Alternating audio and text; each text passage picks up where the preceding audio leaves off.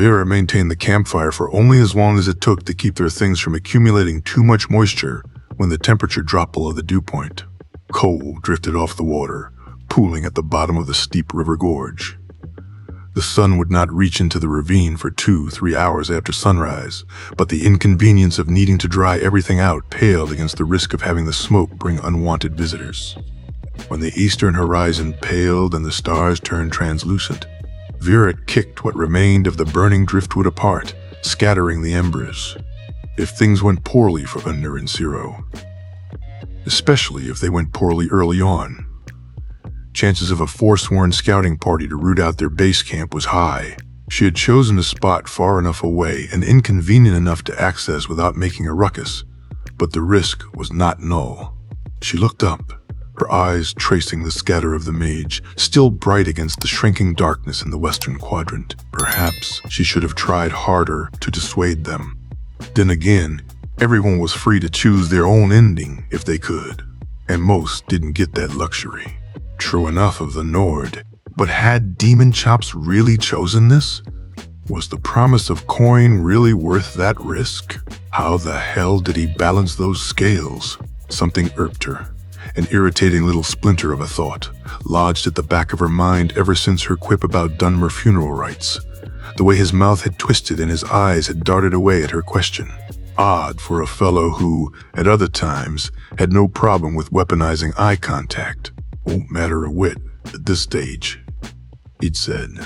Nords, at least, cared deeply about their afterlives. Whatever Sovngarde really was, its promise seemed to override the fear of a messy death. Were Dunmer different in this respect? Barring unnatural causes, like, say, being sacrificed in some unpleasant Hagraven ritual and then eaten, because why waste good meat? Myr had longer lifespans. Perhaps, after a while, you just got fed up with the whole thing. Vera kicked the thought aside and got herself busy. She was going to need sleep. She had chosen this spot in part because of the beehive of small caves dotting the cliffside, where water erosion and winds had eaten away at the rock, forming shallow hollows, high enough above ground to keep skeevers and other wildlife from getting into food supplies, low enough that they could be accessed without climbing equipment. About 50 paces upriver along the stony beach, she discovered what she was looking for. A small cave, 2 meters deep, shaped like a teardrop. The rocks below provided decent handholds, and Vera hoisted herself up to the mouth of the hollow, careful not to slip on the moist stones. Inside, an old bird's nest, little more than a snarl of dried twigs and desiccated grass, was the only trace of the cave's former occupants. Vera brushed the debris aside, shouldered her pack into the opening, and climbed down. It was high enough that dragging their equipment into her new shelter would require some maneuvering, but a short craggy tree growing from a crevice above the cave would provide the lever she needed for her rope. By the time she was done, the sky had turned a soft pink, and Masser hung pale and ghostly at the edge of the horizon. Vera settled inside the cave, her back against her pack, the pile of bedrolls cushioning her from the ground. She fidgeted with the unfinished cigarette in her fingers. She had not intended to keep the remaining blunt after her first lungful of the foreign mixture, but old habits of frugality died hard. Hoarding elevated to a philosophy of life, a shield against uncertain futures. She sorely needed sleep, but she felt restless and strangely unmoored. Perhaps the futility of waiting was starting to grate. Then again, perhaps the pair were going to come to their senses once they realized what they were up against and hightail it back, probably with a pack of Forsworn on their heels. Vera fidgeted, her hand drawn to her bow, its smooth curve reassuring against her palm. Boredom. The most underrated emotion. Boredom meant you were safe. What did she even know about the Forsworn?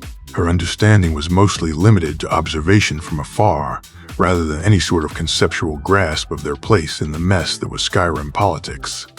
They were native Reachmen according to Luvenar and Breton, in designation if not quite in phenotype or descent.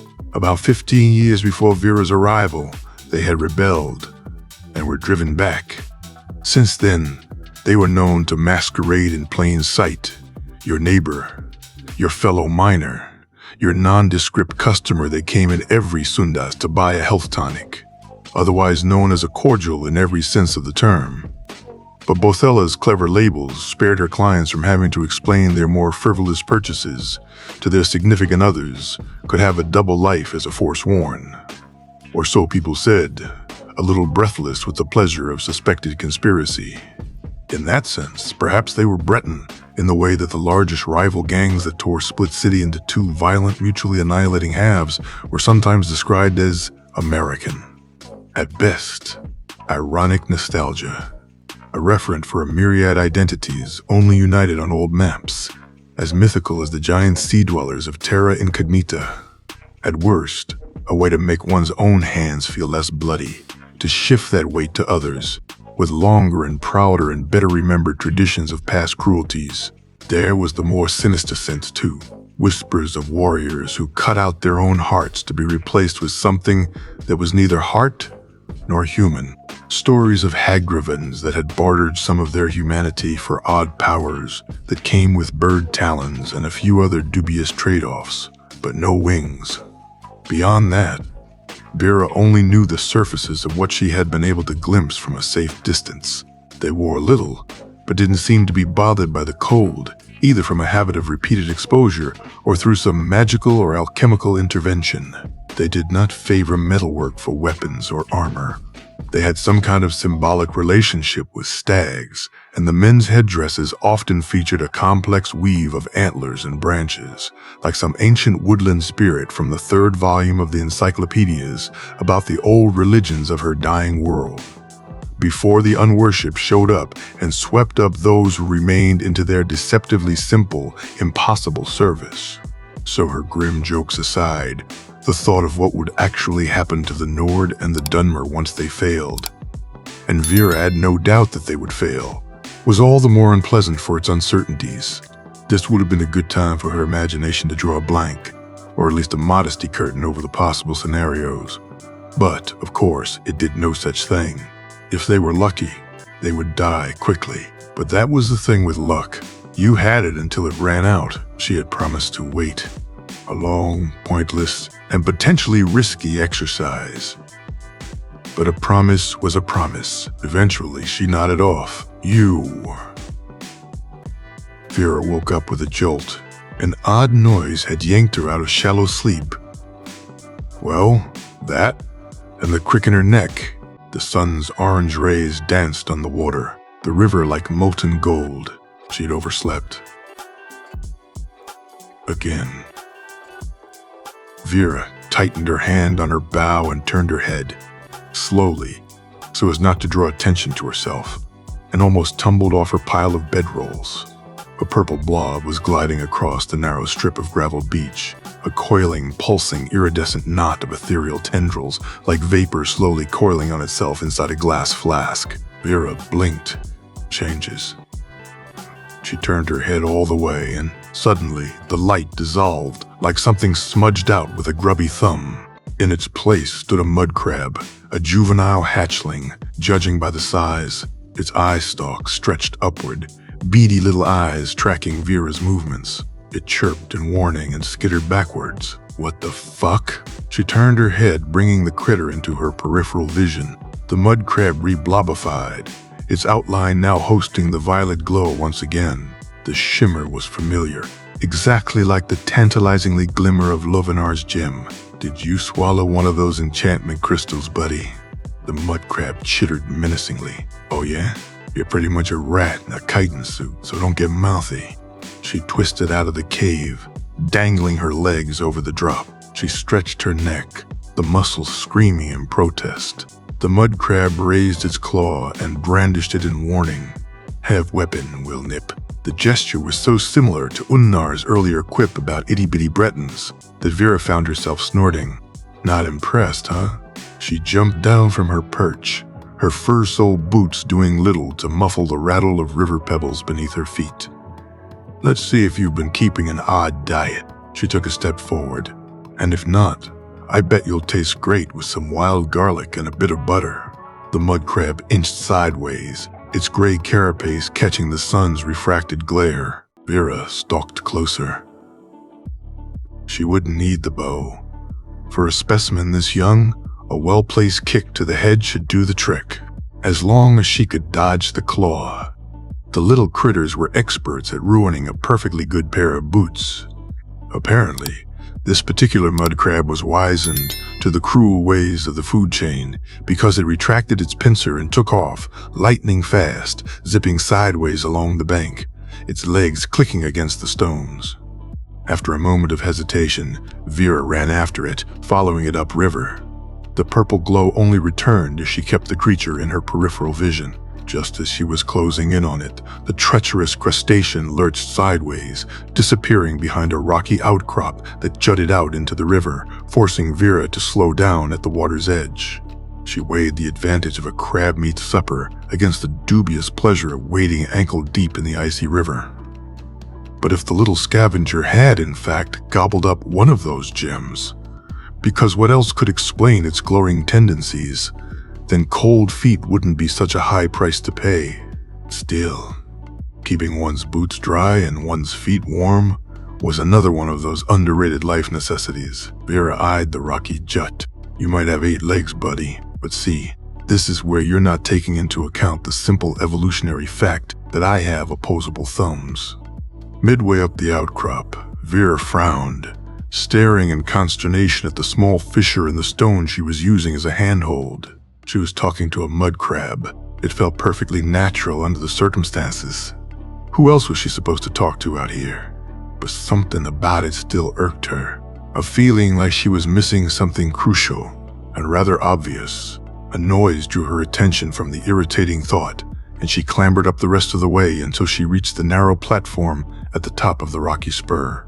On the other side of the stony outcrop formation, a narrow tongue of pebbly shore extended out into the water. Her mud crab friend was making its way across it at a deceptively leisurely pace, but Vera's earlier culinary intentions slipped away.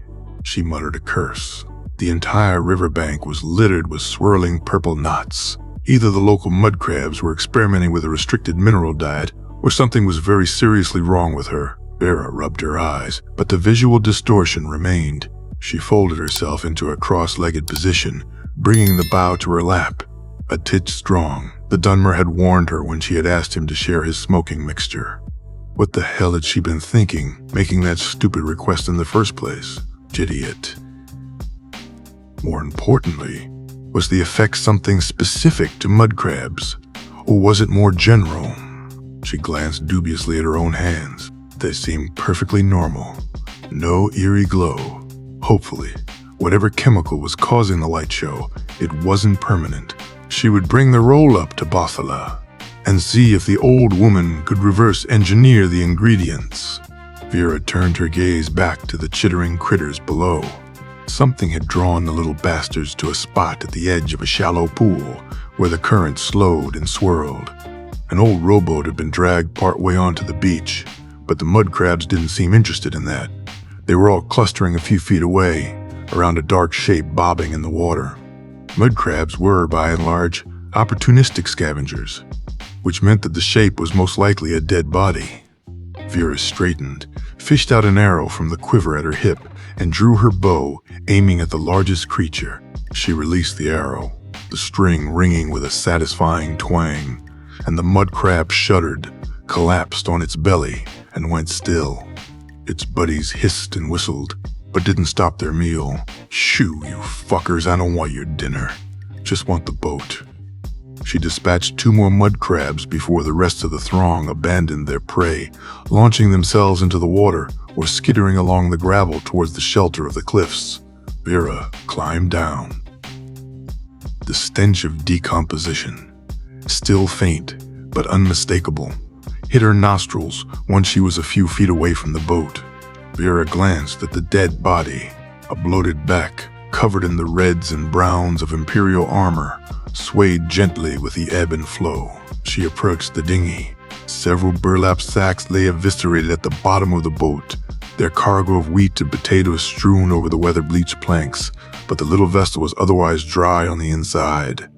The mud crabs were beginning to coalesce into an irate militia some 20 paces away, so Vera planted her palms on the hull and shoved. Her feet weren't destined to stay dry, apparently. She waded through the shallows, teeth clenched against the bracingly cold water sipping into her boots. Another shove, and the dinghy wobbled, the current rotating the bow to face downriver. She tried the rudder, a creaky but function affair, and as the current yanked the skiff forward, she hoisted herself into it, inelegantly, her boots slipping on the damp wood. She narrowly avoided pitching forward and busting her nose on the planks, but then she righted herself and steered the craft along the shoreline to the site of their erstwhile camp.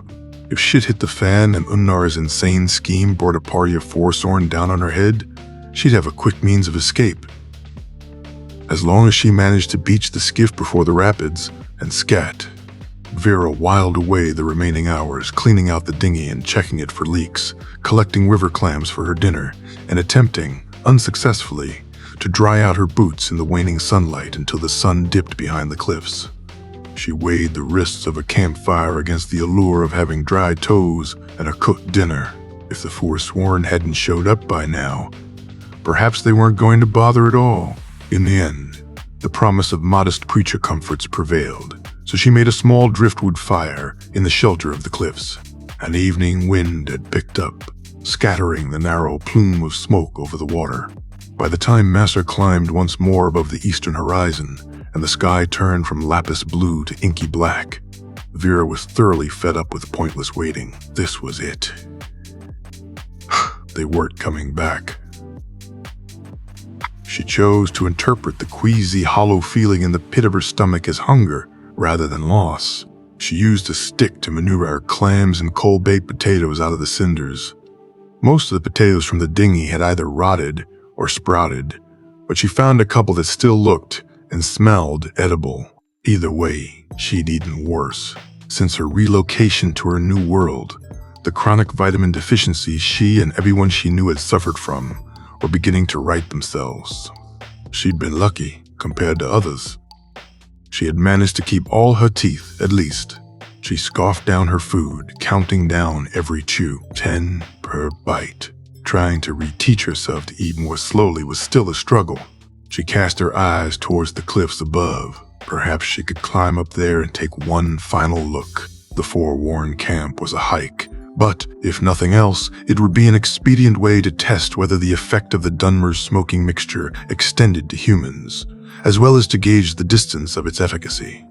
And if the camp turned out to be quiet, then that would mean that her companions were well and truly dead, or worse, and she could load up the dinghy and head out. She'd dock by Blind Cliff Cave before the rapids and cut across to Carthwaston. And from there, she might be able to hitch a ride back to Markarth if Anethak was feeling generous. Besides, she should probably bring the news of Luvinar's passing. The old alchemists had supplied the little settlement with healing potions when communication with Markarth slowed down during the winter months. The miners were probably wondering what had happened. At least don't bullshit yourself, V. You just hate leaving them behind. There's no helping it now. Should have talked them out of it when you had the chance. Why did her saner self always sound like Martha? Vera got to her feet, the adrenaline sharpening her senses. She looked at the sky. Masser was already dipping behind the cliffs. She had fulfilled her part of the bargain. She was free to go. Sorry, Martha, love. Of the two of us, you were always the wiser one. She fished out the roll-up from her pocket, pinched off the burnt end, and brought the burning tip of a stick to the flaking remainder. One fast inhalation, released quickly, and then she extinguished the blunt against the sole of her boot, still wet, stuffing it back into her pocket. Hopefully, Othello would have some additional insights about the mixture. Either way, waste not. And the thought scattered. The screech, high-pitched, metallic, and entirely inhuman, sent her scrambling for her bow before her mind could classify the nature of the danger. She dove for the safety of the cliffs, boots sliding on gravel, small stones tumbling down and ricocheting off rocks. A low, mounting whump like a bomb falling, and then a crash and the bassy whoosh of fire. Vera gritted her teeth against the sickly freefall of rising panic. The bow felt slippery in her palm, an arrow knocked against the rising terror.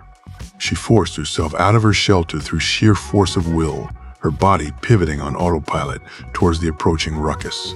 Two lilac blobs, one bright and one faint, so close together they looked joined at the hip, were tumbling down the narrow path from the cliff top.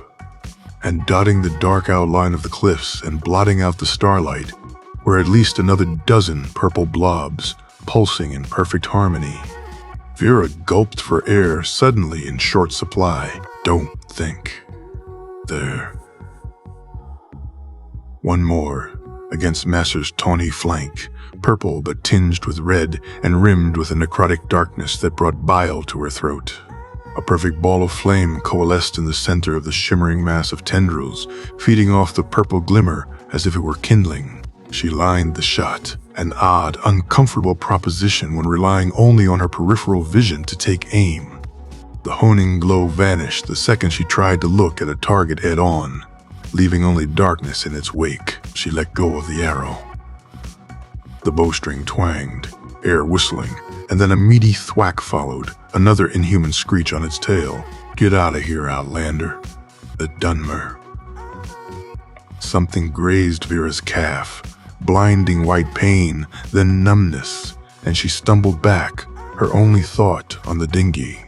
Jetted moving. She hobbled to the boat, tossing her bow inside. Hurry, she screamed over her shoulder, strident, with the metallic tang of fear on her tongue. A serrated arrow bit into the skiff's hull, not a foot away from her hand. Help me get him in. She whipped around. Ciro was barely recognizable. Blood and bruises and burns, one eye swollen shut to a narrow red slit. The Nord, he was half hauling, half supporting, looked like a slab of meat. Don't think. She grabbed Unnar's belt and helped the Dunmer heave his employer into the dinghy like a sack of potatoes. Push, they shoved at the hull together. A fireball flew over their heads and skittered across the dark surface, pale steam billowing in its wake. Vera grabbed the edge of the skiff. The boat wobbled, and then the current caught it, yanking her after it, the water shockingly cold even through her armor. She bit her cheek and tried to dig in her heels. Ciro tumbled into the dinghy, rocking it and knocking it sideways to the current. Vera pushed again, her breaths coming in short gasps. One more push, something grabbing her by the back of her coat, and then she was dragged into the skiff. She fell in a heap next to the unresponsive Nord. Can you steer us to safety? Ciro's voice sounded strained, edged with urgency. Keep them off us. Vera managed through chattering teeth. She crawled to the rudder, yanking it towards her. The boat righted itself, the fast current propelling it downriver. She chanced a look at the cliffs. The purple distortions had faded. She couldn't see whether they were being pursued. On the starboard side, the Dunmer's face and hands flashed into view, flame-lit. The ball of fire, small at first, barely a flicker, then growing brighter and hotter, the core pulsing white. He grew it in increments, molding fire between his palms, like shaping a piece of dough, his battered features twisting with the effort. Vera winced. Holy hell, but they had done a number on him. He held the spell aloft, squinting into the darkness. And then, he released it. It went flying down the gorge, the rocks illuminated in time with the missile's passage. Vera didn't check to see if it hit anything. The cliffs rushed by, the river bending around the island. She glanced behind them, trying to catch that purple glow again. At least she got the answer to her question. The effect wasn't specific to mud crabs. The boat rushed on, and with each passing minute, the itchy feeling between her shoulder blades receded a little, as if the target on her back grew fainter. Maybe they would make it out of this. There would be a nasty patch of underwater boulders right around the bend, then relatively smooth sailing before the rapids. The skiff wouldn't survive those, not with 3 people weighing it down, not to mention their gear, but if they could just... The Nord suddenly shot bolt upright and bellowed an ear-curling curse. The boat lurched to the side, taking water. Vera threw herself to the other side in counterweight, trying to right the craft, but Unnar wobbled, trying to keep his balance before collapsing in the same direction. The last thing she heard before tumbling headfirst into the river was Saro's hissed expletive. Something about Molag Bal's hairy nether regions. She hit the water with a painful jolt, the cold like a sudden vise of icy fire tightening around her lungs. Vera groped for the boat's edge, but her waterlogged armor dragged her back, her muscles shaking with the effort of staying afloat. Her feet tried to find purchase, but the river was too deep. The boat, now at the mercy of the current, rushed forward. Another fireball, not one of Sero's, so return fire most likely, sank and fizzled inches away from her head. Vera screamed and went under.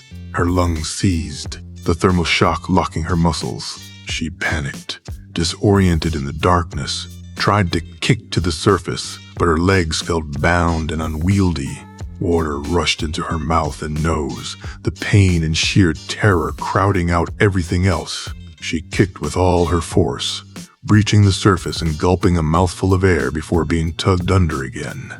Her left shin slammed against an underwater rock, the agony momentarily overriding her panic, and then she was dragged over it, like laundry scraped over a washboard.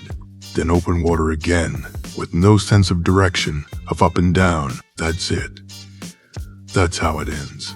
Her vision went blurry, fading at the edges, tunneling. She must have blacked out. Awareness returned with a lurch, and the sensation of her back hitting solid ground. Vera found enough energy to roll to her side and retch into the shallow water, cramps twisting her insides in long, painful spasms. When nothing else would come out, she fell back, shaking with exhaustion, shock, and hypothermia. Above her, the Dunmer's face loomed into view. Done? He hoisted her up by the armpits and dragged her farther up the riverbank with a labored grunt. More, Vera rattled, freezing. Off. He nodded, stopped dragging, stepped over her, and busied himself with removing her gear. She tried to aid him in the process, but her fingers weren't obeying. Gone? Vera managed through chattering teeth. Safe for the moment, though I have no idea where we are. The Dunmer fumbled with the laces holding her trousers in place, then tried to yank at them, but the wet knots had fused tight. He growled in frustration. Something about his expression suddenly struck Vera as utterly comical. A half-forgotten memory from her younger years, of an impatient lover brought low by the intricacies of female garments. Even then, a good brawl was already something you might draw your weapon over. She snorted, and then spluttered, water trickling from her nose and sending her down the path of uncontrollable laughter despite her raw lungs. Demon Chop stared down at her in mute condemnation, wiping at the blood trickling from his broken lip. The scab was cracked, and the wound seeped. Something amusing, Outlander? You look like. Hiccup, first time you're thwarted by. Hiccup, snort. A woman's choice of wardrobe, Vera choked out, a great howl of laughter bursting from her chest before curdling into a cough. Next time the day concludes with you asking me to remove your clothes, I'll strive to be better prepared, he retorted dryly, though I might have enough magic left to burn them off you, if you'd rather. Bad day? Vera managed, cold and laughter and the aftershocks of terror rattling through her in equal measure. Not the worst ending to it, I suppose. He met her gaze, his expression more grimace than grin. Azura cursed. This won't budge. You're no use to us frozen, partner, so if you have any suggestions. He cocked an eyebrow, the attempted irony somewhat spoiled by his pained wince. Try to hold still, then. You won't be much use to me cooked either. A burst of heat from his hands. Vera tried not to arch her frozen body into his palms in a misguided attempt to chase the warmth. Water sizzled, vapor billowing around them in a milky cloud. I don't suppose you can just dry the armor? The Dunmer shook his head. Not enough magic left for that.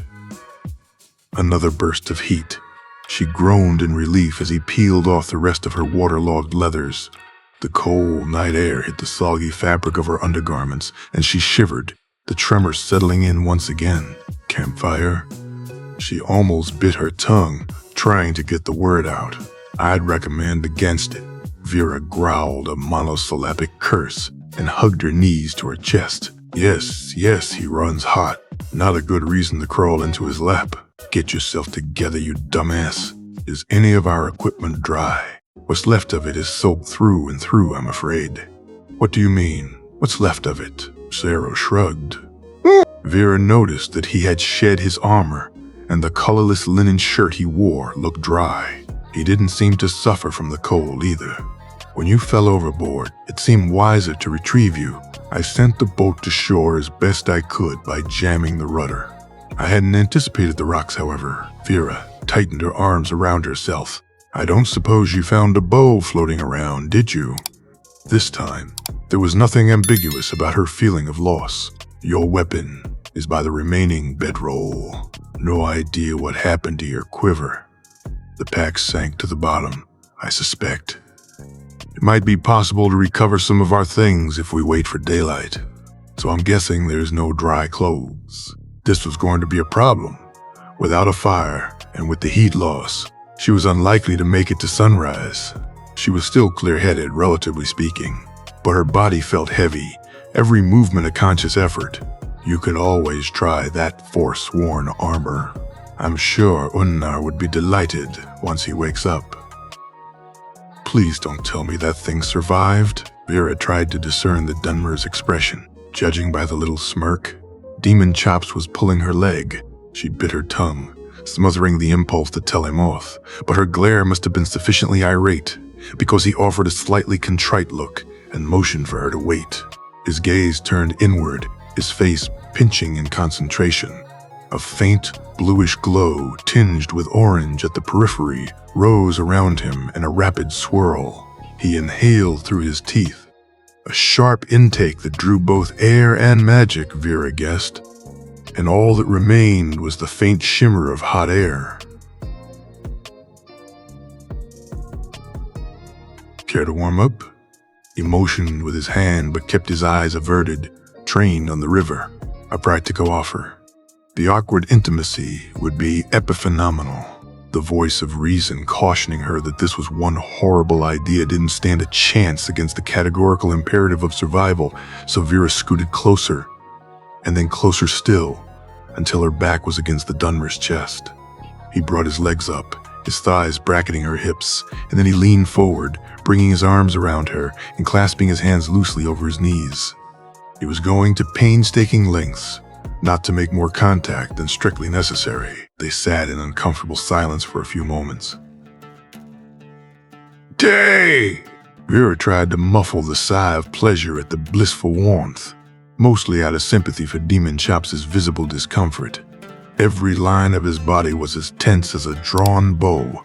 Once her back began to dry, a ragged sigh escaped her lips, and the Dunmer went very still, his own breath hitching before he covered it with a cough. Did Unnar make it? The last she saw of the Nord was his spectacular and ill-fated return to consciousness, damaged but alive, not by his efforts. But who am I to judge? You'll find that our employer is remarkably difficult to kill. Did you get the sword, at least? We did, at that. I do hope it was worth it. The lazy drawl was back. I doubt it was. Vera wiggled closer, trying to get her legs dry now that her back was toasty. Zero grumbled an inarticulate curse. Unless you'd like the flame cloak to incinerate you, I recommend you keep still. She stifled a snort and allowed herself to sag against him, the exhaustion washing over her like a tide. Oh, relax, will you? He was practically thrumming with tension. I've seen this countless times. It'll pass if you wait it out. You can't argue with your lizard brain, so don't waste the effort. I beg your pardon? Demon Chops sounded distinctly acerbic. Shit. And now, she had managed to offend him. So much for talking straight and making this less awkward. Something about lizards and dark elves. She'd read about it, but the effort of dredging up that particular historical tidbit felt insurmountable at the moment. She was warm, finally, and her eyelids suddenly felt full of sand. Let me rephrase. Well, she mulled it over. Surely this wasn't his first rodeo either. The arousal. Fight or flight or fuck. The 3FS. Judging by the state of your face, you narrowly survived something pretty unpleasant. Your body is going to cycle through instinctive responses depending on what's available. She rubbed her eyes. It passes, as I'm sure you know. For a few seconds, she thought he'd bolt, or tumble down the denial path and make things even more awkward between them. Without armor, you couldn't exactly argue with biological symptoms without sounding like a bigoted fool. But the Dunmer didn't argue. Instead, he exhaled through his teeth, his breath ruffling Vera's hair, and some of the tension drained from him. She felt him shrug. Spoken from experience, I take it? His usual irony was there, but also genuine curiosity. As I said, she stifled a yawn. Pretty normal response. Just your body reminding you that you're still alive. Consider my memory suitably jolted then, that being said. He hesitated. If we are to work together, I am not in the habit of mixing business and pleasure. It would have been convincing, too, if his arms around her hadn't tightened, his forearm brushing against the underside of her breasts. Fuck. Vera's mouth went dry. The sweet, achy heat pooling in her lower belly had very little to do with the fire cloak magic, or whatever it was called. Hard to miss the not very subtle irony, considering her earlier lecture about the naturalness of this very response. Or maybe it really was time to get a lover. Someone not overly complicated, without the baggage of a demented Nord employer with suicidal tendencies. Preferably someone with the added benefits of lending protection against Markarth politics. Wasa. A practical arrangement, 2 pigeons, 1 stone and all that. This, whatever it was not going to be practical in the slightest. Just business works for me, partner. Ciro chuckled a little darkly, but he didn't let go. Instead, he leaned forward, his lips inches from her ear. Warm enough yet? Oh, fuck. The blasted Dunmer certainly knew how to weaponize his voice when he felt like it. Vera shook her head, chuckling despite herself. So that's how it's gonna be. Wine. Let's pretend you won this round. Did I? Beneath the sarcasm, a hidden edge, like a blade tucked into the cuff of a boot. Whoop, not practical at all. Warm enough. Let's see where we landed. Ciro allowed for the spell to wane to mildly warm, then to barely tepid, then, finally, to nothing at all. He still radiated heat. Not the magical variety, just the regular difference in base body temperature. And it made Vera all the more reluctant to disentangle herself from her otherwise comfortable seating arrangement. Now that the more immediate threat of hypothermia was temporarily averted, the aftermath of her tumble in the river was beginning to catch up with her. Her ribs ached. The skin on her stomach, where she had scraped against the underwater rocks, was starting to smart, and the spot on her calf where something had hit her on the way to the dinghy throbbed like an electrical burn. An assortment of miscellaneous bruises and pulled muscles collected less memorably was also making itself known. The Dunmer didn't seem in any particular hurry to let go of her. She cast a glance to the skies. Another hour to sunrise. Where were they exactly? There was that telltale dip in the cliffs across the river. A sharp drop in the shape of a W, but lopsided on the right, which meant that they were most likely a bit north of Blind Cliff Cave. It was pure luck that they hadn't gone over the rapids. Where is Unnar, by the way? If Ciro had gone fishing for her, the Nord must have been functional enough when the boat reached shore to get himself to safety, sleeping it off on the bedroll just. He motioned with his head. Up there. He'll be good as new. The fetcher? Give it a few hours. No need to fret about your betrothed. He shifted, settling in for the long haul. We might as well kill time until sunrise. Not much we can do until then, anyway. Vera snorted. Pragmatic, aren't you? He shrugged. Much as I wouldn't mind watching you run around half naked, I'd rather not keep wasting energy on the fire cloak to keep you from freezing.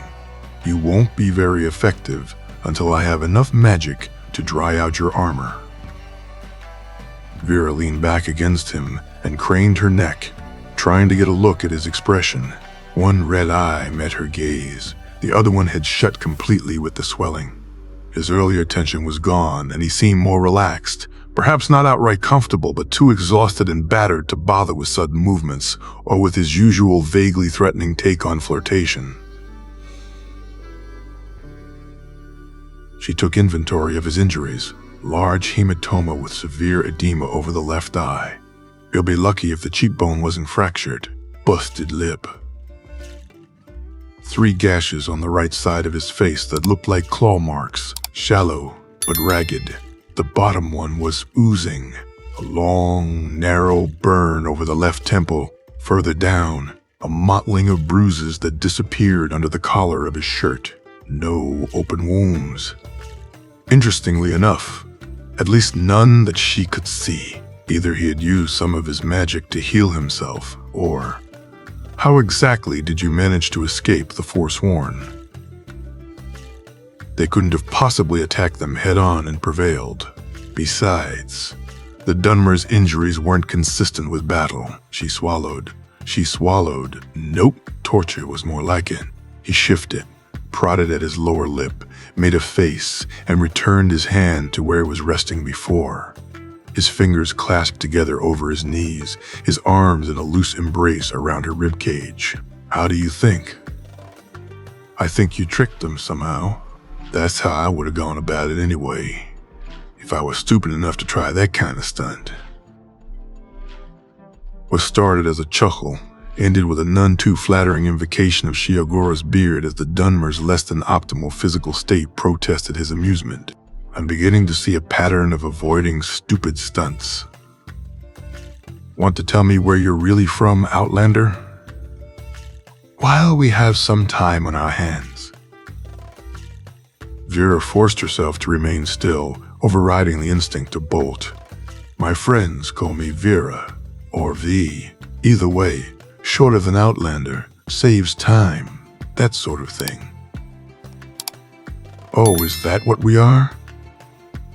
He didn't move, but his tone reacquired its mocking edge. Friends, damn it. It really was the voice, wasn't it? Partners, if you prefer. Until we can get ourselves back to Markarth, I'm stuck with you two. Safety in numbers, you know how it goes. If it's safety you're looking for, you've made a poor choice of associates, V. He sounded it out, trying it for taste. Or whoever you really are. In the myriad of possible questions, Vera decided to opt for the most obvious one. If Demon Chops kept bringing it up, the chances of him just dropping the topic in the future seemed slim to none, so damage control might as well be done now when his defenses were lowered. What makes you think I'm not who I say I am? He kept quiet for a moment, perhaps organizing his thoughts, or perhaps just relishing the drawn-out silence. A fellow with a healthy enjoyment of pregnant pauses. As far as Vera was concerned, there were worse vices. You are new to Markarth, with no allies or wealth to help keep you afloat. So much so that you agreed to take a dubious job for the promise of coin. Not that much coin either, if we're being truthful. From what I've seen of you so far, you move through the city like you do through the wilds. And you might look like a Breton to Unnar, but only because he's stuck on size. Breathe. You're fine. He's not your enemy at the moment. Pick your battles. The lizard brain really wasn't very receptive to arguments. How do I move? He made a vague noise, something between a chortle and You don't turn your back on a room. The first thing you do when you enter a closed space is to look for the exits. You eat like oblivion itself is about to swallow your dinner. He punctuated his enumeration with little taps of his thumb against his wrist. From what I've seen of Markarth fashion, you keep your hair too short. Vera snorted in irritation. Sero, I don't think we know each other well enough for you to complain about the length of my hair. Another one of those non-committal chuckles. I don't recall complaining. My point is that this... He brought his hand up slowly, palm open. No weapons, no threat there, and rested it against the back of her head. And then he curled his fingers through the short, cropped strands and gave a tug firm enough to send a tingle down her spine. Couldn't be used against you, not unless someone got close enough. Or another very pointed chuckle this time as he removed his hand. If you allowed it. Vera repressed a whole body shudder. Oh, but the guy was trouble. Instead, she made herself shrug, ignoring the tingling and the memory of his hand in her hair and that just so yank. It's practical, easier to clean. Try elbowing your way through the Markarth public baths next time you're in town. Are you offering a guided tour? Ah, this game again. Oh, I'm sure Unnar can wash your back when he wakes up. Or is that not part of your business arrangement? The Dunmer barked a laugh, dry and gravely, and then muttered an ow followed by a few choice words, but kept cackling despite the discomfort. It isn't. Are you asking whether the position is open? Vera smirked. They'd already established the terms. From there, verbiage was fair game. And he'd been on the offensive so far, so turnabout and all that. Only if it's a very industrial scrubbing. Wouldn't want to mix business and pleasure, yeah? Then again, one does need a partner to get to the hard-to-reach places. She felt him shift behind her, the muscles in his forearms cording with the strain of consciously breathing through the tension. Gotcha, fucker. Two can play this game. Not my first rodeo either. Since you're curious about Markarth customs, they do have this great thing. They do with juniper oil. Used to be dwarven oil. Until Bothala finally got folks to realize it's toxic. If you can afford it, which I'm guessing you can, what with looting your way through the countryside. It's... Vera moaned, throaty and low and dark with promise, and then she bit the inside of her cheek to suppress a snort when demon chops hissed and scooted backwards, putting distance between them. There's another one that uses honey. Something about the mountainous environment, I think. Sharp on the tongue at first, almost salty, but as you take it in, the sweetness hits the back of your throat. Would you rather hear about that one? He spat out something in Dunmeri, wiped his hands on his knees before bringing them back around, apparently utterly unwilling to concede so much as an inch. Azura's wisdom woman. Enough.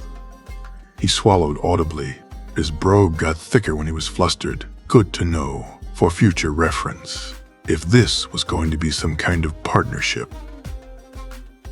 However temporary and however misbegotten, she might as well learn his tells. We'll pretend this round goes to you, shall we? I don't think so. I won this one fair and square. We're still talking about hair remedies, right? He sat in silence for a moment, and then he laughed, an unguarded, self-deprecating guffaw that made their little game feel so much less game-like. He leaned forward, his chest flush against her back, but his arms around her remained purposefully loose. Impressive, evasive tactics while we're on the subject.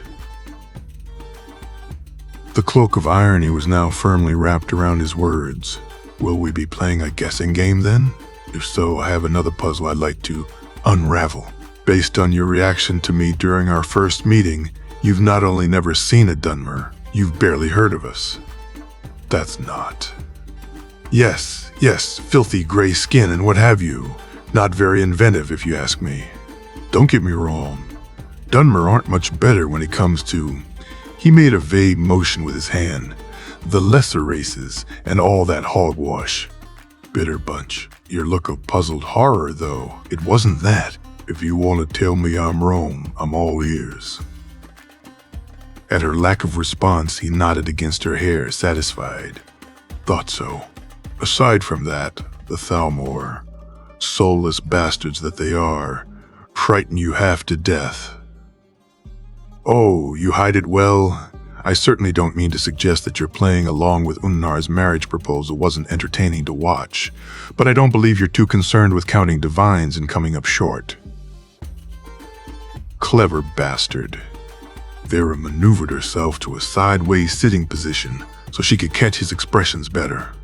If I tell you, will you tell me what your deal is with Unnar? I don't think you're just in it for the money. What makes you think I'm not? Vera nestled closer and leaned her head against his shoulder.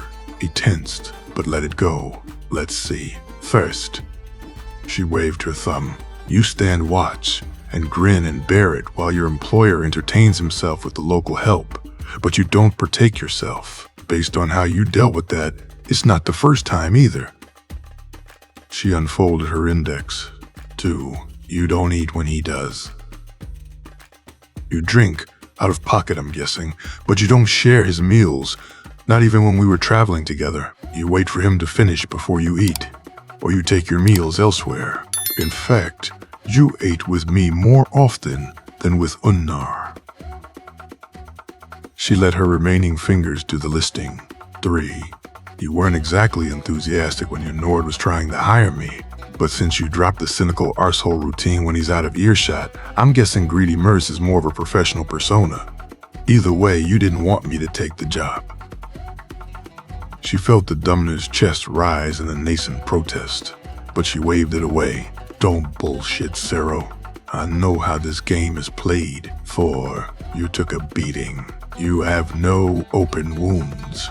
You're bruised and scratched and burned, but it wasn't from any skirmish.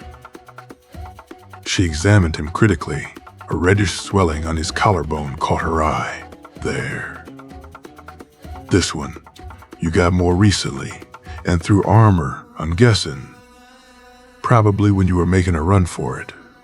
But these ones are a bit older and delivered directly. He said nothing. Instead, he gazed out at the river. His face shuddered behind a neutral mask. It made his injuries look all the more stark. What did Unnar make you do? She pressed. He made an odd sound at the back of his throat, somewhere between a sigh and a growl. Nothing that he doesn't pay me for. Terse, with something crucial sieved out. He pays well, if you're wondering. Very well, in fact. That's utter bullshit. She softened it with a chuckle and brought her hand up, her thumb brushing his lower lip, careful not to reopen the scab. He winced, but didn't move away. I don't doubt he's a man of means. Still bullshit. Let's take this part, for example.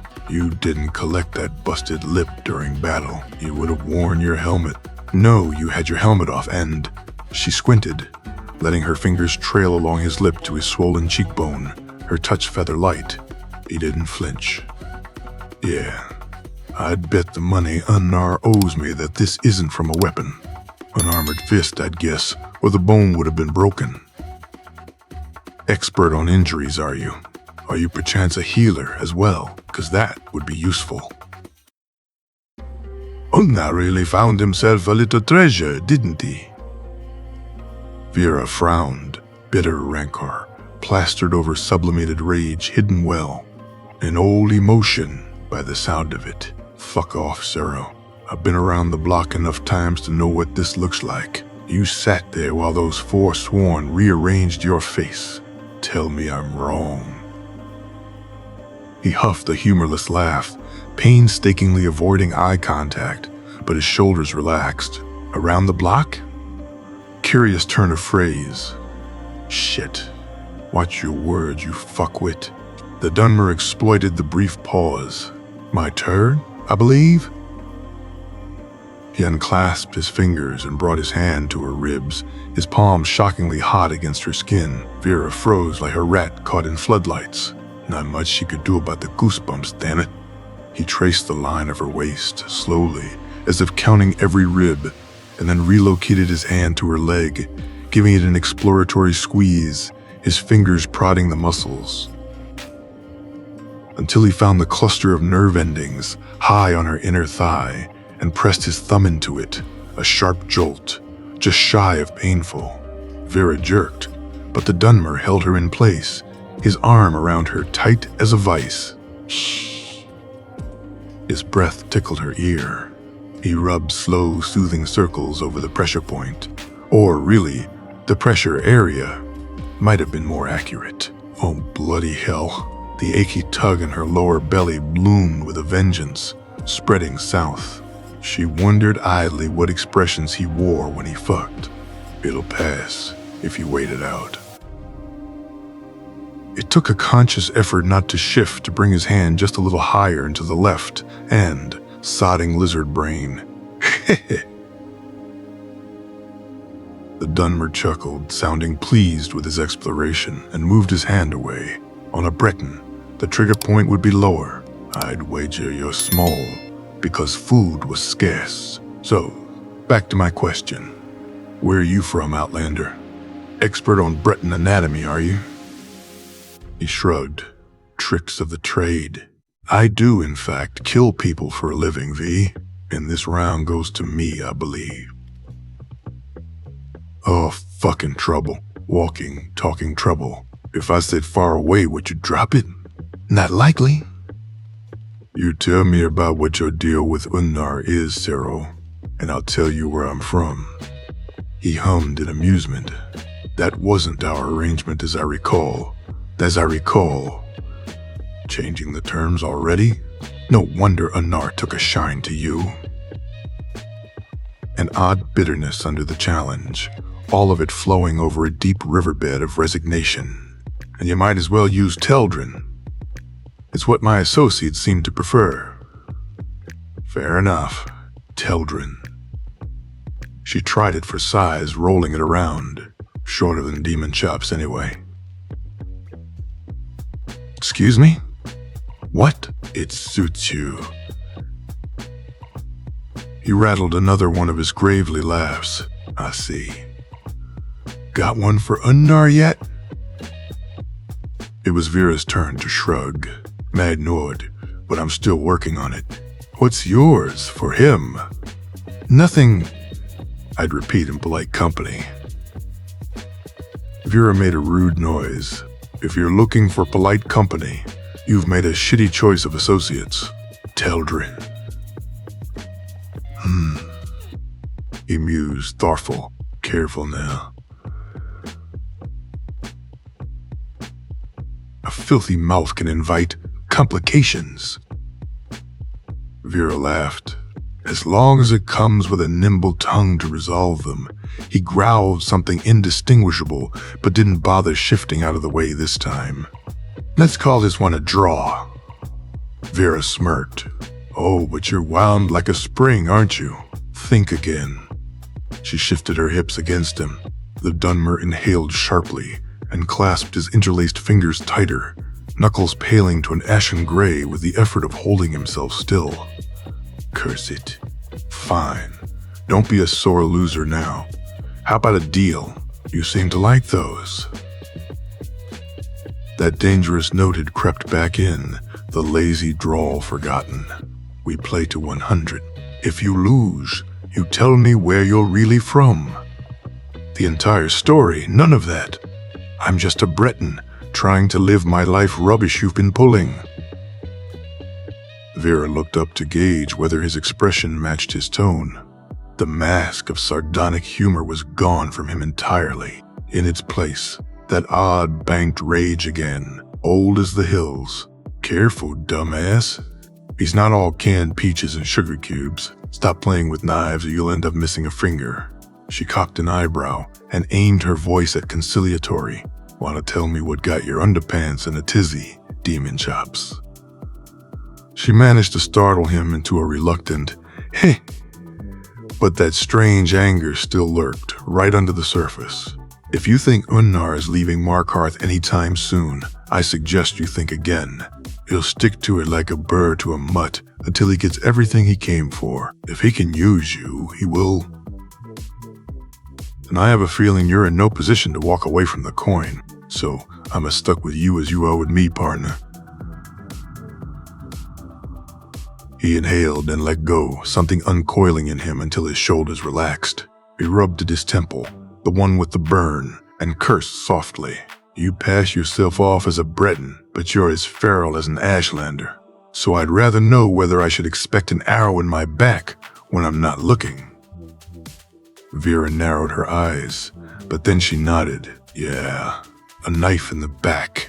If it didn't kill you, never healed right. 100. If you lose, you'll tell me what the deal is with Unnar. No more garbage about he pays me well. I want to know why you act like you're bound into his service. He turned to the river, his face in stark profile against the paling skies. Fair's fair, I suppose. What happens if we don't make it to 100? Whoever gives in first loses all their points. He didn't miss a beat. Been thinking the same thing, apparently. That's a bit vague. What counts as giving in?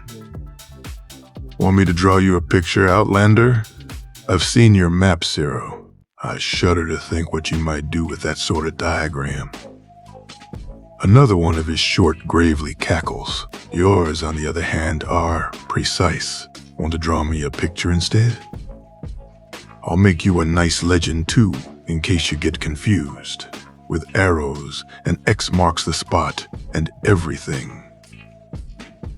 This time he guffawed outright. What's the score so far? Let's see. You won the first one, but I conceded too fast now that I think about it, and I got you with the second. You did not. Want me to tell you about honey some more? Oh. He took a breath. That, what each? You got me with the pressure point. He hummed, apparently in appreciative memory. I did. But you lost the polite company one. Your pattern's showing, by the way. He narrowed his one good eye. Is that what you call it where you come from? No. You want the technical term? She licked her lips, deliberate about it, and stared him down. What's wrong, Zero? You look like you're about ready to reset the score to 0. We're not that far in. You'd only be losing. Oh, 2 points? His hand shot up, lightning fast, before she could react. He twisted his fingers into her hair, yanking her head to the side, before pressing his lips to her ear. If you want to taunt, then at least use Teldrin, he growled, low and dark. Or do you need to scream it before you remember? He let her go and settled back with an assessing look. I'm beginning to see a pattern too. Points mine. If you think I'll play nice, think again. The adrenaline settled quickly. The rest took longer. Back away while you can. You won't be winning this. Martha's voice, of course. Martha, who had held her through all the horrors. Dima, though, would have gotten the appeal. World's shit. Burned bright and fast. Pure shadows that way. Vera muffled her ghostly remainders. No holds barred, eh? 3. He inclined his head slightly, a silent acknowledgement. Fancy that. A draw. The sarcastic smirk was back, though not used as a shield this time. A reminder that they fenced with practice blades. Dirty tricks, yes, but no blood drawn. They sat in silence for a few minutes. Above the cliffs, the sky was turning a delicate shade of rose.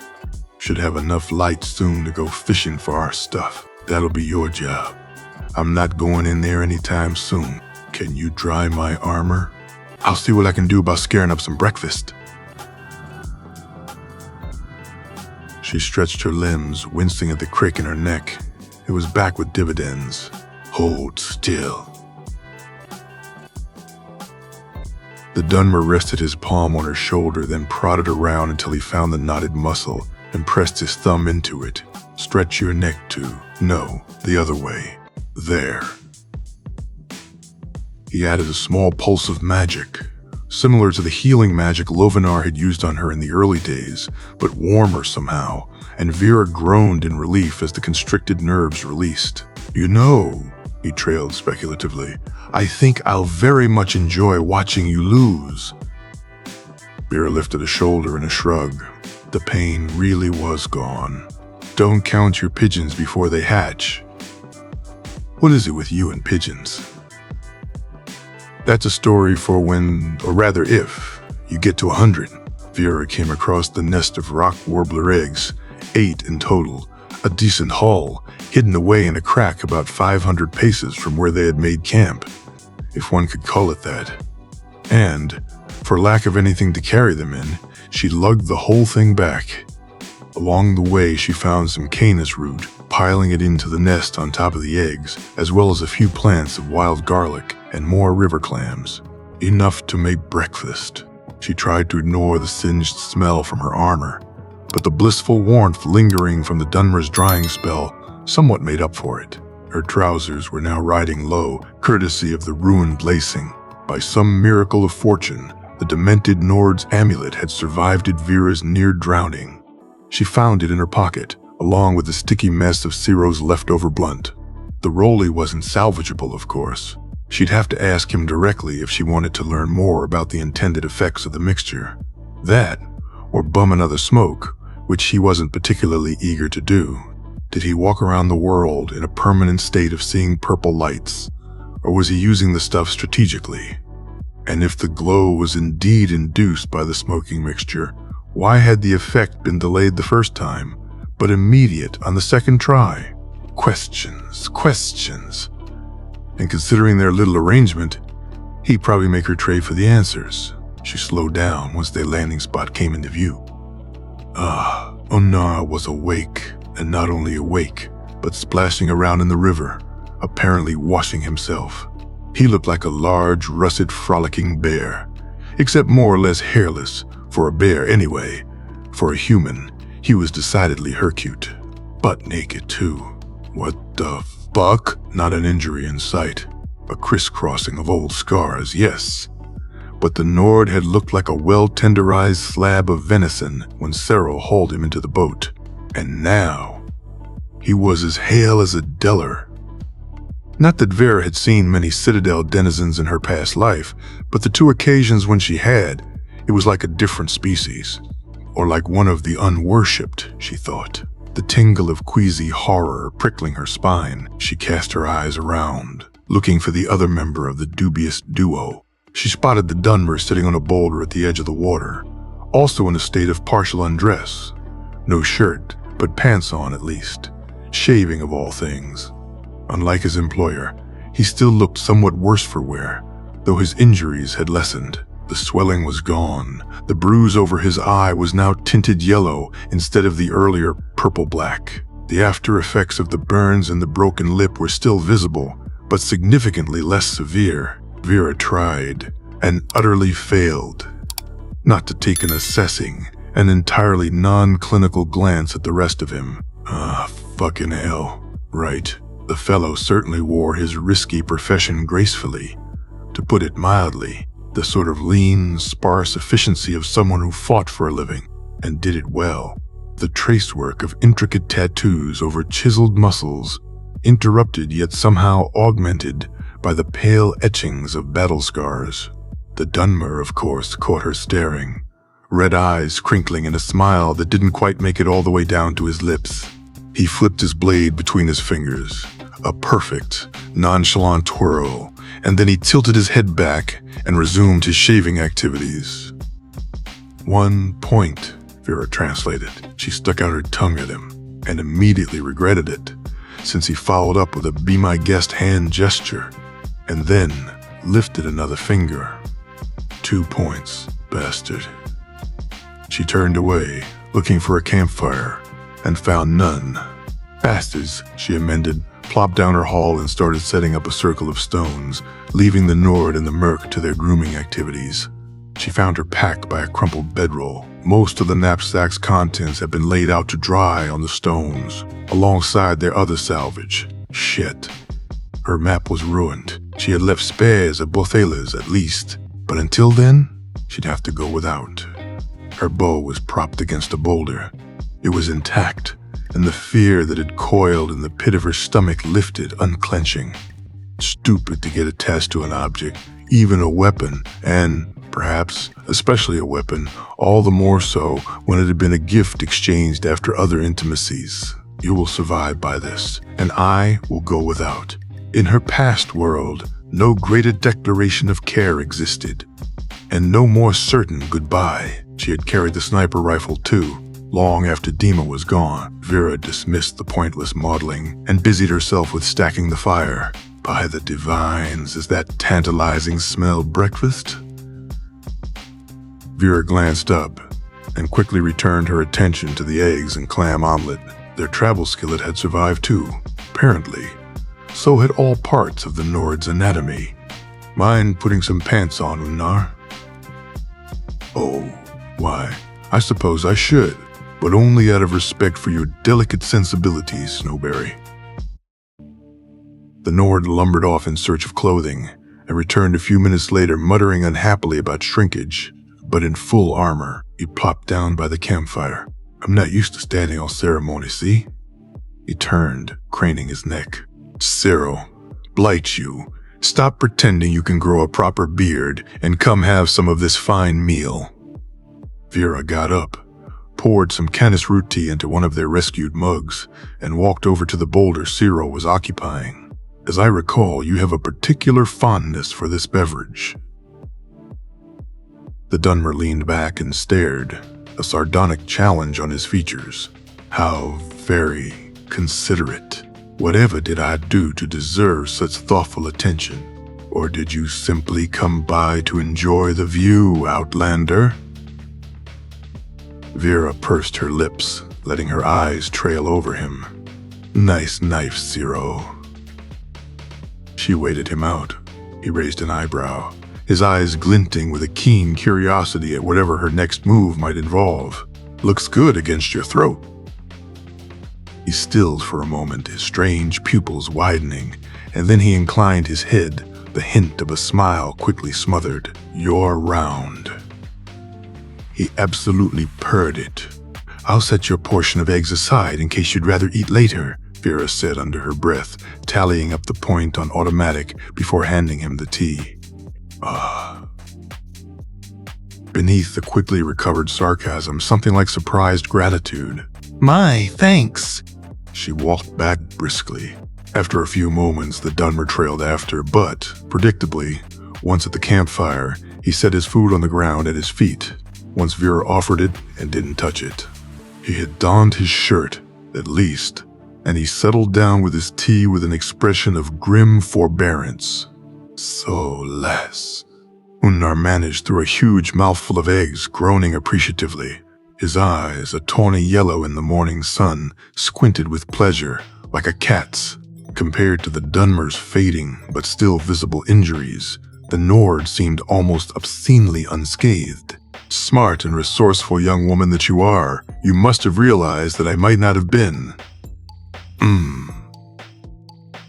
He swallowed some tea, draining half of his mug in one gulp, despite the scalding temperature. Entirely forthcoming was my intentions regarding those forsworn in the particular piece of property I set out to acquire. Vera occupied herself with shoveling her share of the omelet into her mouth, declining to respond. Based on Ciro's offered commentary earlier, Unnar changing the terms was to be expected. How do you feel about making, say, an extra 200? No. Unnar stared in such comical befuddlement that Vera almost snorted. Instead, she swallowed the eggs and poured some tea into her salvaged wooden cup. Even Cyril looked up sharply. His eyes, the exact same shade as the rising sun's glare, narrowed in startlement. What do you mean, no? The Nord inquired, as if the meaning of that particular linguistic feature was entirely unknown to him. Vera fished around in her pocket, extracted the wedding amulet, and tossed it into the Nord's lap. No, as in we're done. She took a sip of tea. Her little breakfast-gathering expedition had afforded her the time to clear her head. A much-needed exercise. Sobering. She should have listened to her initial instincts. Unnar had been a walking disaster from the start.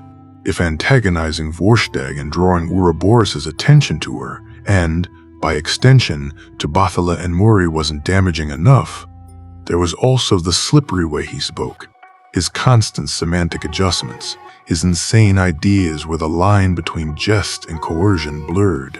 And whatever deal he had with Cero, it wasn't good either. And then there was the problem of the Dunmer himself, bad enough that she could barely look at him without ogling. Funny how one's perception adjusted with familiarity. There was now that telltale little tightening in the pit of her stomach every time her peripheral vision caught his movements. Well, That, and the memory of his palm rubbing precariously intimate circles over her thigh, and his hand fisting in her hair, and his raspy purr in her ear like a constant maddening itch she couldn't reach. Not the end of the world in and of itself, nothing that her fingers couldn't take care of when she had some privacy, and the overdue for a lover thing was going to need addressing at some point regardless, preferably with someone useful, and, most importantly, reasonably safe. But the combination of intrigued and amorphously, irritably worried about whatever mess the Dunmer was in, now that was a dangerous mixture.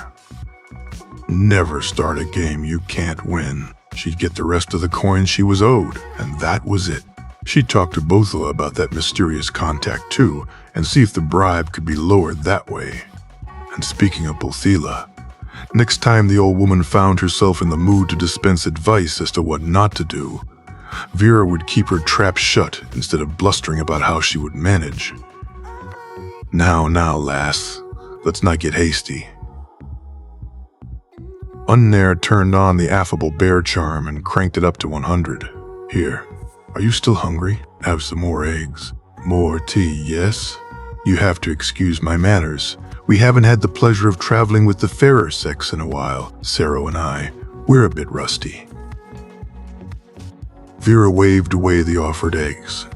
I don't give a shit about your manners, Unnar. I'll take you too to Carthwaston.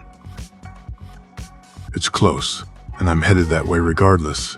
From there, we should be able to hitch a ride back to Markarth, and once we're there, you'll pay me what you owe me. And then you can go wherever the fuck you're headed next, and our business will be concluded.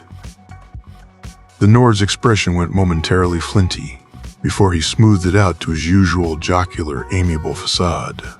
Snowberry, he trailed, somewhere between conciliatory and hurt. Why am I sensing some hostility? He turned to Sero. What did you do to the lass while I wasn't looking, Tildren? Fished her out of the river after you nearly capsized us. Aside from that, he shrugged. I told you, Sero, no intimidating our new associate. I am going to have to reconsider how much. Leave him out of it, he didn't do anything wrong. Vera glared at the cup of tea in her lap, waiting for the sudden flare of anger to pass before speaking. Want to tell me how you two managed to escape the Forsworn, and with that sword? To boot, last night you looked like skeever hash, Unnar. This morning you don't have a scratch. Sero here still looks like he had sat around patiently while someone pummeled him with. She was about to say pipes, but caught herself. Wrong analogy. Well, you tell me. Wasn't a weapon, or he'd be dead. Unnar beamed. See, Tildren, I told you she was sharp. Now, you don't expect me to reveal all my secrets, do you, Snowberry?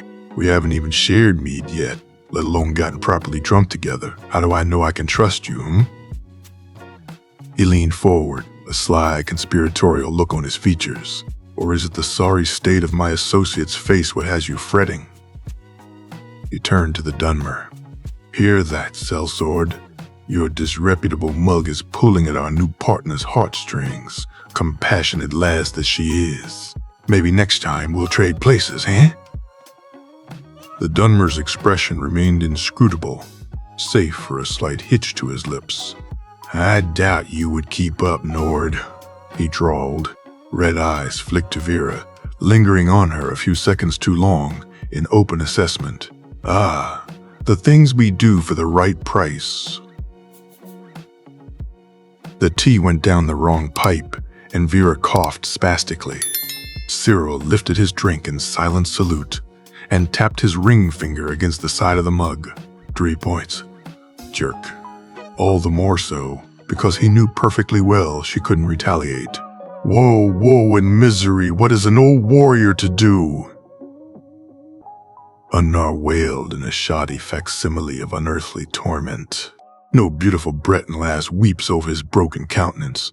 No maidenly tears, limpid as dew, fall upon his brow in silent sorrow.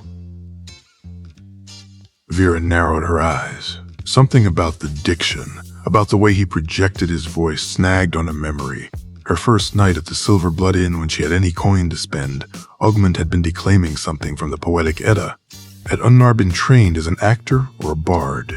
It seemed increasingly likely, and then it suddenly clicked, and Vera quickly averted her gaze, hiding her expression. No, not an actor, a con man. Was more like it. Cut it out. She collected herself, trying to keep the treble of anxiety out of her voice. It didn't help that she had no ground to accuse the Nord of duplicity. Technically, he had followed their arrangement to the letter. Bringing the Forsworn down upon them and almost getting her killed could easily be written off as unforeseen circumstances. Accidents happen. Surely we'll do better next time, etc.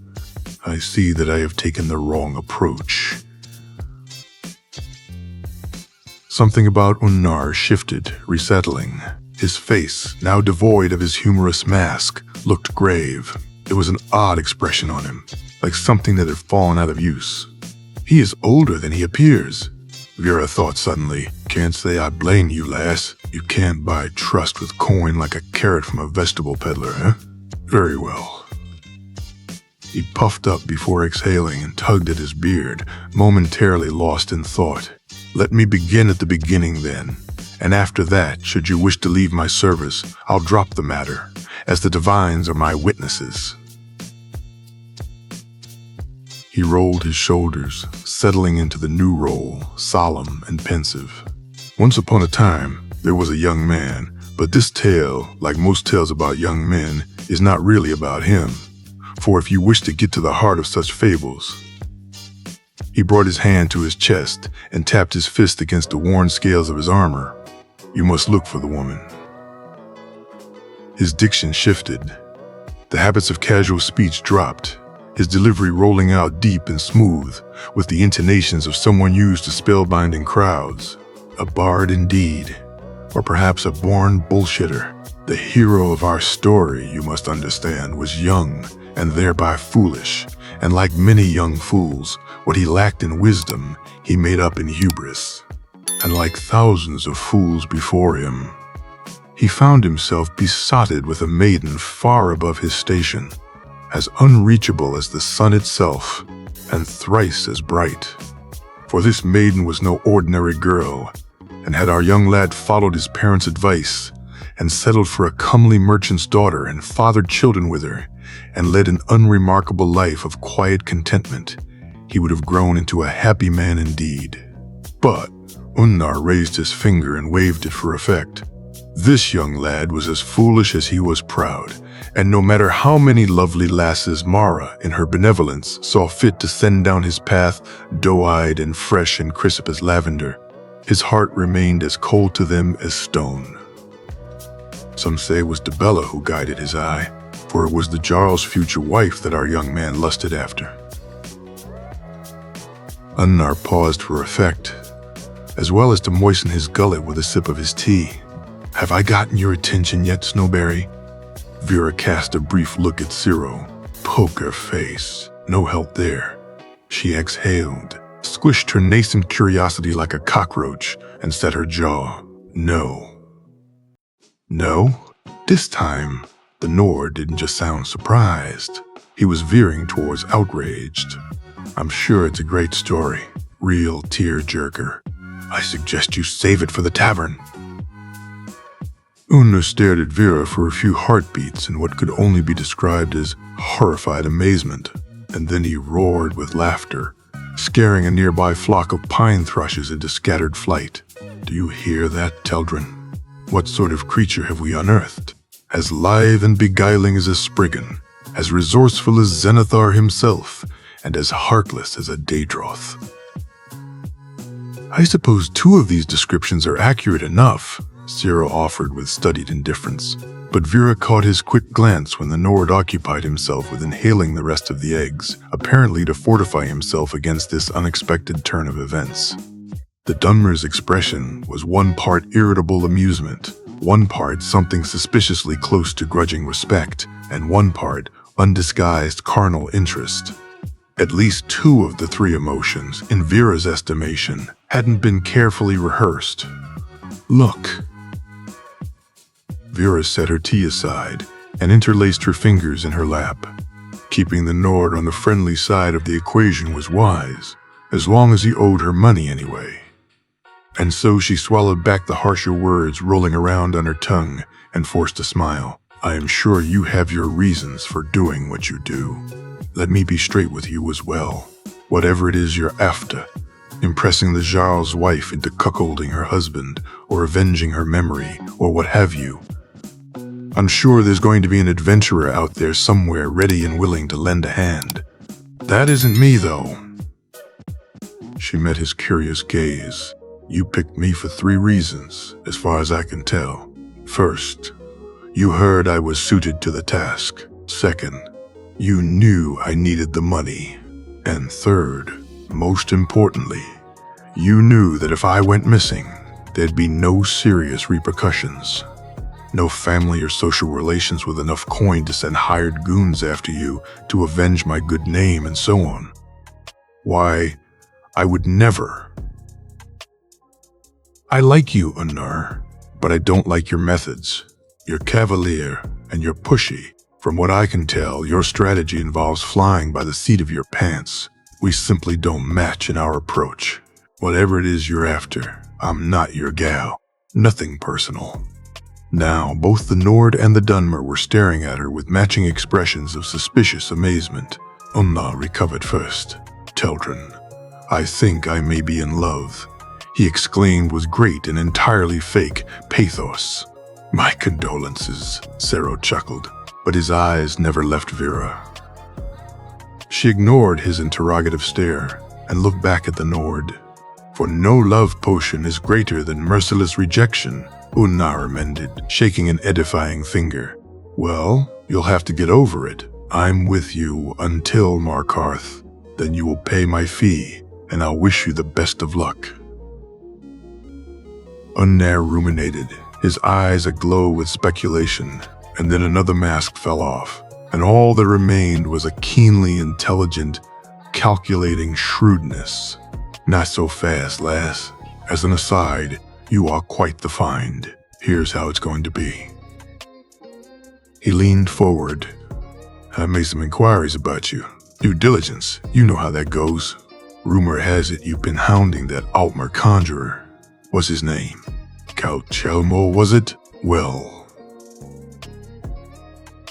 He stretched and cast a forlorn look at the empty skillet, and then he plucked a head of garlic, peeled it with alarming efficiency, and started popping the cloves into his mouth, one after the other, crunching through them with visible relish. Vera stared in horror.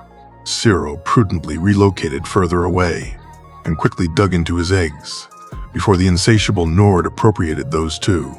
See, Snowberry, I am what one might call a bit of a collector. Widely known in narrow circles and all that. About 3 months ago, I received a letter from a fellow out of Markarth named Calselmo, looking for a certain dwarven artifact, which just so happens to be in my ownership. Bit of a collector himself, I'm given to understand. Now, as a collector, I can tell you that parting with a prized possession isn't something that we, collectors, are eager to do, but for the right reasons. Say, to help a friend in need get an in with a reputedly difficult and ill-tempered mage. You're a smart lass, Snowberry. You see where this is going, don't you?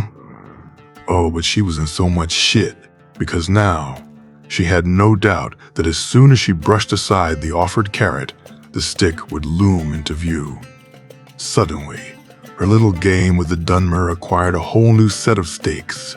What's on the other side of the coin, Unnar? Suspicious creature, aren't you? Realistic. He smiled his chipped grin, nodded at her question, and leaned forward. Let me tell you a little secret, Snowberry, since we're all becoming fast friends, yes? I am what we might call a real traditional Nord. See, the other side of the coin is that you have been consorting with what is otherwise known as a devoted follower of mighty Talos. I wonder if our Thalmor friend might find that information interesting.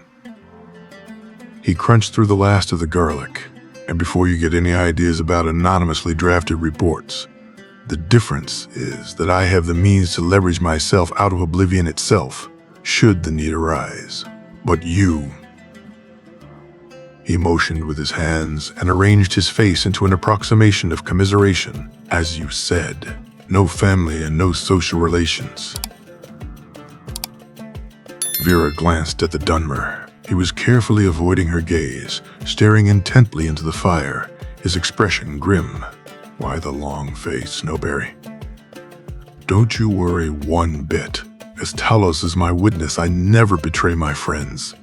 As long as they stay my friends, that is. No, I think this little arrangement will benefit all of us. I'll help you with the Dwemer-obsessed mage and line your pockets with more gold than you can throw away on that struggling little apothecary where you've been hiding. Everyone wins. As long as I dance to your tune, Vera clarified, the icy crawl of terror slowly curdling into cold rage. She kept her face neutral and her voice steady. Now, did you have to be so crass about it? He squinted, the jovial jester expression firmly back on. Wait, do you dance too? He turned to Sero. Hear that, sellsword? She really is a treasure. Never could pass one up for as long as I've known you, yes, the Dunmer commented acerbically and got up. Now that this is over with, what's our next move?